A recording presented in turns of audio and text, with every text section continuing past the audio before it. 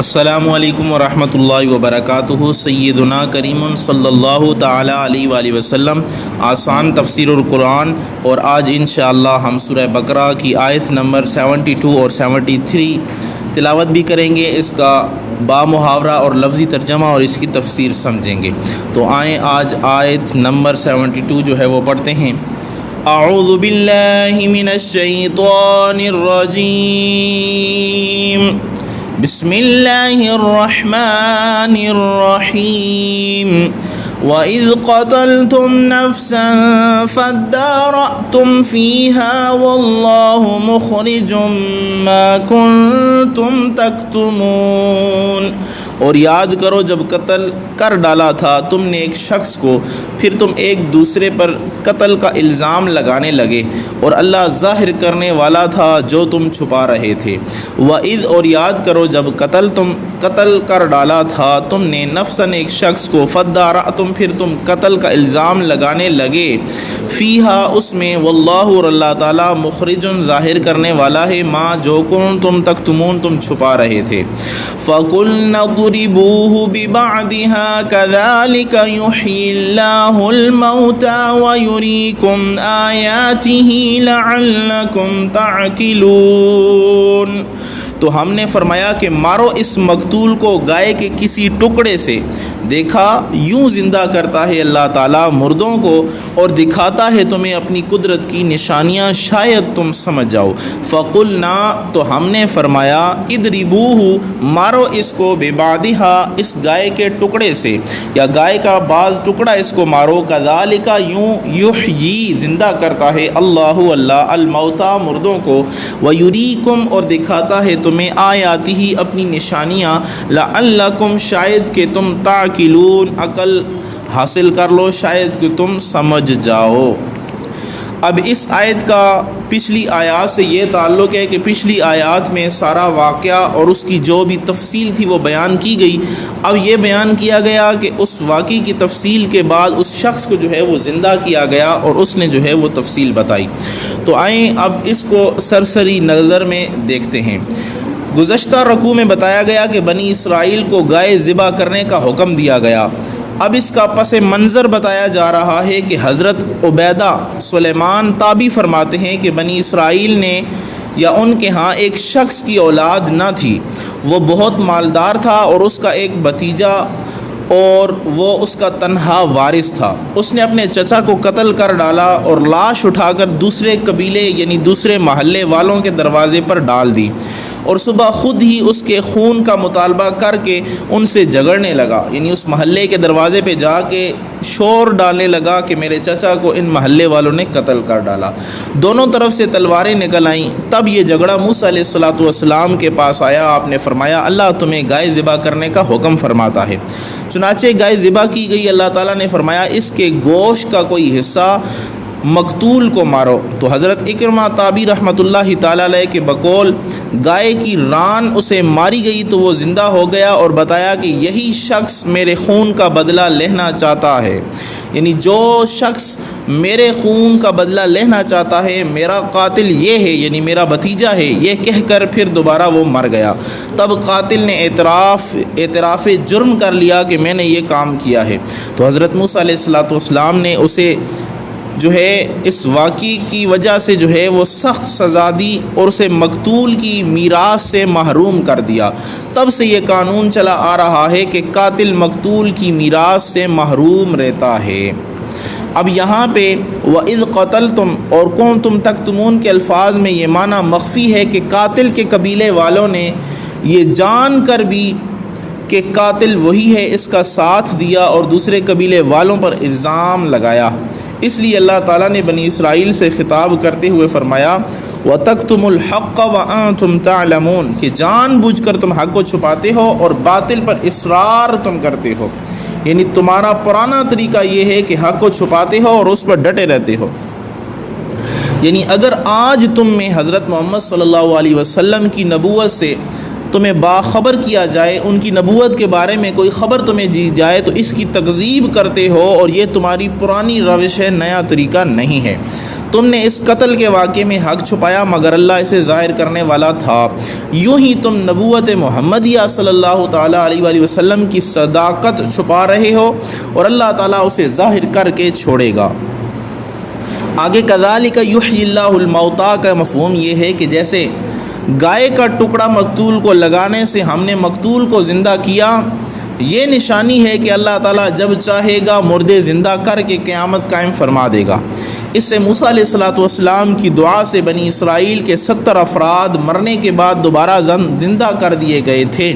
اللہ فرماتا ہے ثم بعثناکم من بعد موتکم، ہم نے تمہیں زندگی بخشی تمہیں مرنے کے بعد، یعنی ہم نے تمہاری موت کے بعد تمہیں زندہ کر دیا۔ اب اس پورے واقعے سے ہمیں ایک چیز پتہ چلتی ہے کہ لالچ بری بلا ہے۔ بنی اسرائیل کے اس قاتل یعنی شخص نے لالچ میں یہ گناہ کیسے ناحق جو ہے وہ قتل کر ڈالا۔ یہ ایک گناہ کیا اور کسی کو جو ہے وہ ناحق، اور وہ بھی اس کا چچا اس کو ناحق قتل کر دیا۔ دھوکہ دہی بھی دی اور پیغمبر خدا کے سامنے جو ہے وہ جھوٹ بھی بولا اور بے قصور لوگوں پر بہتان بازی بھی اس نے کی، پھر بھی اسے کامیابی نہ ملی، بلکہ وہ جس میراث پر قبل از وقت قبضہ کرنا چاہتا تھا اس سے ہمیشہ کے لیے محروم ہو گیا۔ اور لالچ کی بری بلا کہ لالچ کی برائی کے حوالے سے عبرت ناک جو ہے وہ یہاں پہ حکایت نے سنائی گئی اور بتایا گیا۔ اور ایک اور بھی حکایت ہے کہ حضرت عیسیٰ علیہ السلام کسی جگہ سے گزرے، آپ نے وہاں پہ سونے کی ایک ڈلی دیکھی اور قریب ہی 3 آدمی مرے پڑے تھے۔ آپ حیران ہوئے، اللہ سے فرمایا اللہ تعالیٰ سے جب پوچھا، اللہ تعالیٰ نے فرمایا اے عیسیٰ یہ 3 مسافر تھے، ان کو راستے میں یہ سونے کی ڈلی ملی، ان میں سے 2 نے اپنے تیسرے ساتھی سے کہا کہ بازار سے جاؤ کھانا لاؤ۔ وہ کھانا لینے گیا تو انہوں نے باہم مشورہ کیا کہ جب وہ کھانا لے کر آئے گا تو ہم اسے مل کر قتل کر دیں گے اور یہ سونے کی ڈلی جو ہے ہم آپس میں بانٹ لیں گے۔ ادھر اس نے کھانے میں زہر ملا دیا تاکہ دونوں کھانا کھا کے مر جائیں اور ڈلی اس کو مل جائے۔ جب وہ کھانا لے کر آیا تو انہوں نے اسے قتل کر دیا اور بعد میں کھانا کھانے سے دونوں بھی مر گئے اور ڈلی وہیں پڑی کی پڑی رہ گئی۔ یہی دنیا کی لالچ انسانوں کا حال ہے، اور وہ دنیا کے لیے ایک دوسرے کا گلا کاٹتے کاٹتے مر جاتے ہیں اور دنیا وہیں پڑی کی پڑی رہ جاتی ہے۔ اس پوری حکایت سے ایک اور چیز پتہ چلتی ہے، اس پوری واقعات سے، کہ بنی اسرائیل کے ایک شخص نے قتل کیا اور دوسرے لوگوں پہ اس کا دعویٰ کر دیا، مگر اللہ تعالیٰ نے اس کا قتل ظاہر کر دیا۔ اس میں یہ درس ہے کہ ظلم چھپتا نہیں ہے۔ اور حضرت ابو سعید خدری رضی اللہ تعالیٰ عنہ سے مروی ہے، رسول اللہ صلی اللہ علیہ وسلم نے فرمایا اگر تم میں سے کوئی شخص مضبوط پہاڑ میں چھپ کر گناہ کرے جس میں کوئی دروازہ نہ ہو تو اس کا عمل لوگوں تک ضرور پہنچے گا، جب بھی پہنچے گا۔ یہ مسند احمد کی حدیث پاک ہے۔ اب اس پوری 2 آیات کی تفسیر سے ہمیں چند جو ہے وہ فوائد حاصل ہوتے ہیں۔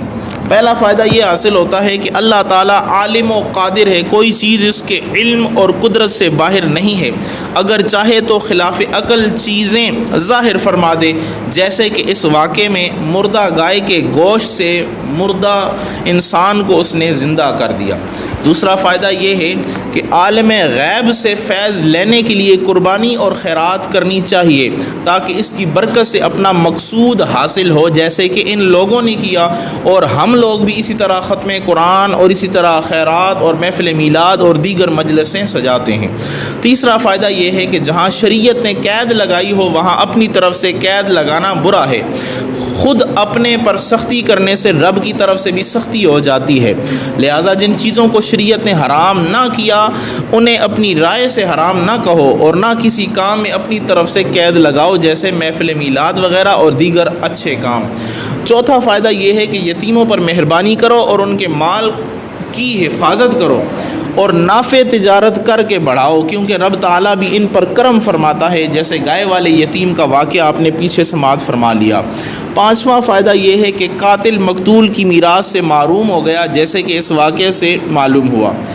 یہاں پہ ایک مسئلہ بھی سماعت فرما لیں، اگر عادل نے باغی کو قتل کیا یا حملہ آور سے جو حملہ کر رہا تھا اسے اپنی جان بچانے کے لیے اس کو رفع کیا اور اسے مار ڈالا تو اس میں وہ قتل ہو گیا، تو قاتل مقتول کی میراث سے پھر محروم نہیں ہوگا، کیونکہ یہ قتل خطا ہے۔ اس کے بعد چھٹا فائدہ یہ ہے کہ جب کوئی بندہ کسی کام پر ہمیشگی کرتا ہے، خواہ وہ کتنا ہی چھپائے مگر اللہ تعالیٰ اس کو ظاہر فرما دیتا ہے۔ ہاں اگر ایک دو بار کسی سے کوئی قصور ہو جائے اور وہ اس سے شرمندہ ہو کر چھپانے کی کوشش کرے تو اللہ تعالیٰ اس پر جو ہے وہ اپنی رحمت کی چادر یا اپنی رحمت سے جو ہے وہ پردہ ڈال دیتا ہے۔ اس کے بعد 7واں فائدہ یہ ہوا کہ قیاس حق ہے، اس لیے کہ ایک مردہ زندہ کر کے دکھا کر باقی کو اس پر قیاس کرنے کا حکم فرمایا گیا۔ 8واں فائدہ یہ ہوا کہ باغ فدق نہ تو حضور علیہ الصلوۃ والسلام کی میراث بنا، نہ فاطمۃ الزہرا سلام اللہ علیہا کا حق تھا، بلکہ وقف تھا، ورنہ اللہ تعالیٰ ضرور اس کی حفاظت فرما کر حضرت فاطمہ رضی اللہ تعالی عنہا کو دلوا دیتا، جیسا اسرائیلی کی گائے جنگل میں محفوظ رکھ کر اس کے بچے کو عطا فرمائی اور پھر اسے بڑی قیمت دلوا دی، اور نیز حضرت خضر علیہ الصلوۃ والسلام کو انطاکیہ بھیجوا کر فلاں دیوار کے نیچے ایک صالح آدمی کا مال دفن ہے، اس کے بچے چھوٹے ہیں یا وہ بچہ بھی چھوٹا ہے اور دیوار گرنے والی ہے، جا کر دیوار بناؤ، اور فرماتے ہیں وَكَانَ تَحْتَهُ كَنْزٌ لَهُمَا وَكَانَ أَبُوهُمَا صَالِحًا، کہ وہ دیوار کے نیچے جو ہے وہ خزانہ ہے اور وہ دیوار ایک نیک صالح انسان کی تھی۔ تو جب اللہ تعالیٰ نے ان اسرائیلی صالحین کی میراث برباد ہونے سے نہیں، برباد ہونے جو ہے وہ نہیں دی، اس کو برباد ہونے سے بچایا، تو سید عالم صلی اللہ علیہ وسلم کی میراث کیوں ضائع ہونے دے گا، اور حسن و حسین کے جوان ہونے تک کیوں نہ اسے محفوظ کیا ہوگا۔ تو یہ اس کی ساری تفسیر ہے۔ تو اس سے پورا ہمیں واقعہ بھی سمجھ آ گیا اور اس سے جتنے فوائد تھے وہ بھی ہمیں سمجھ آ گئے۔ اس کے بعد انشاءاللہ آگے جو آیات آ رہی ہیں اس میں مزید جو ہے وہ تحقیق ہوگی اور مزید جو ہے دیگر احکام بیان ہوں گے۔